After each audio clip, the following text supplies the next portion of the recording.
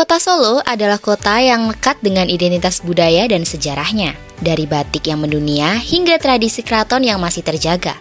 Salah satu wujud perhatian Solo terhadap ruang publik adalah revitalisasi Taman Balai Kambang. Sebagai ruang hijau yang ikonik, taman ini menyimpan banyak cerita sejarah dan kini telah berubah wajah menjadi pusat seni, budaya, dan wisata. Taman Balai Kambang dibangun pada 26 Oktober 1921 oleh Mangkunegara ke-7. Pembangunan taman ini adalah bentuk kasih sayang kepada kedua putrinya, Partini dan Partinah. Selain menjadi tempat rekreasi, taman ini dulu berfungsi sebagai hutan kota, lengkap dengan pohon-pohon besar yang memberikan udara segar bagi warga Solo. Karena itulah dilakukannya revitalisasi Balai Kambang untuk pembaruan. Alasannya karena Taman Balai Kambang yang dulu sebelum direvitalisasi itu sudah nggak layak ya Mbak, satu. Yang kedua memang kita perlu perbaruan untuk taman, menjadikan taman itu menjadi pusat paru-paru kota. Selain itu juga terdapat alasan lain mengapa dilakukannya revitalisasi Taman Balai Kambang, yakni mengembalikan bangunannya ke sejarah aslinya. Kalau sejarah kita bangunannya malah dikembalikan secara semula. Jadi dari kolam Partini, dari kolam Partinah, dari taman-taman di dalamnya, cuma ada kita perpadukan seni budaya, unsur seni budaya itu gedung. Ada penambahan gedung, juga ada penambahan bangunan yang disesuaikan untuk aspek atau arsitektur menuju ke seni budaya. Revitalisasi Balai Kambang ini mendapatkan respon yang baik dari masyarakat. Saya sangat setuju dengan adanya revitalisasi ini. Proyek revitalisasi dimulai pada September 2022 dan rampung pada akhir 2023. Setelah itu, taman ini diresmikan oleh Wakil Presiden Republik Indonesia, Kiai Haji Ma'ruf Amin pada 25 Juli 2024. Proses revitalisasi melibatkan berbagai pihak, mulai dari pemerintah daerah hingga arsitek dan akademisi. Salah satu tokoh penting dalam proyek ini adalah Popo Denis, arsitek asal Bali, dan tim teknis dari Kementerian PUPR.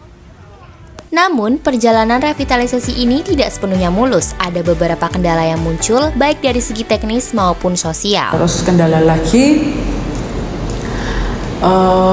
masih ada beberapa tempat yang belum bisa dibangun. Revitalisasi ini membawa banyak perubahan signifikan ke Taman Balai Kambang. Beberapa fasilitas yang kini bisa dinikmati pengunjung antara lain yang pertama adalah kolam Partini dan Partinah.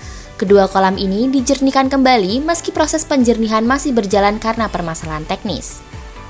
Yang kedua, Gedung Kesenian Blangkon. Gedung ini didesain menyerupai Blangkon, simbol budaya Jawa dan digunakan untuk pameran serta pertunjukan seni bertaraf nasional.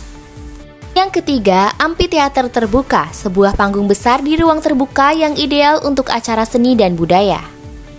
Yang keempat, Pendopo Bersejarah. Pendopo yang sebelumnya terbengkalai kini dirancang ulang dengan gaya masa lalu menghadirkan nuansa tradisional yang kuat. Lalu ada juga hiburan dan kuliner. Meski belum sepenuhnya selesai, taman ini sudah mulai menyediakan hiburan seperti area permainan anak, live music setiap Sabtu Minggu, sewa kuda, dan tempat kuliner. Pengunjung juga banyak yang merasakan perubahan setelah revitalisasi Taman Balai Kambang. Ya, dan sampai sekarang pun kita bisa lihat ramai banget, banyaknya kegiatan di Balai Kambang, study tour, dan menurut saya juga bisa menambah income buat Kota Solo. Terkait sewa kuda, Adi mengungkapkan bahwa sewa kuda di Balai Kambang dimulai dari 25.000 satu putaran. Setelah adanya revitalisasi ini, banyak kegiatan komunitas yang dilakukan di Taman Balai Kambang, di mana hal ini sangat menunjukkan bahwa Taman Balai Kambang yang sekarang dapat memberikan aspek partisipasi dan keberlanjutan bagi masyarakat dan juga berbagai kegiatan. Harapan saya semoga Balai Kambang ini menjadi destinasi wisata yang ramai terus, dan juga masyarakat Solo ini juga lebih bisa menjaga lagi fasilitas yang ada di Balai Kambang, karena kan revitalisasi ini kan butuh waktu yang lama ya. Jadi diharapkan kesadaran juga bagi warga Solo untuk menjaga fasilitasnya. Harapan terbesarnya itu semoga semua itu bisa merawat dan menjaga kebersihan, keindahan Taman Balai Kambang ini. Itu aja sih terpentingnya. Revitalisasi Taman Balai Kambang bukan hanya tentang mempercantik ruang publik, tapi juga membawa semangat baru bagi warga Solo. Sebagai paru-paru kota sekaligus ikon budaya, Balai Kambang diharapkan mampu menjadi magnet wisata dan tempat berkumpul yang nyaman. Pengunjung, pemerintah, dan masyarakat sekitar sama-sama menyimpan harapan besar agar taman ini terus berkembang tanpa kehilangan esensi sejarah dan tradisinya.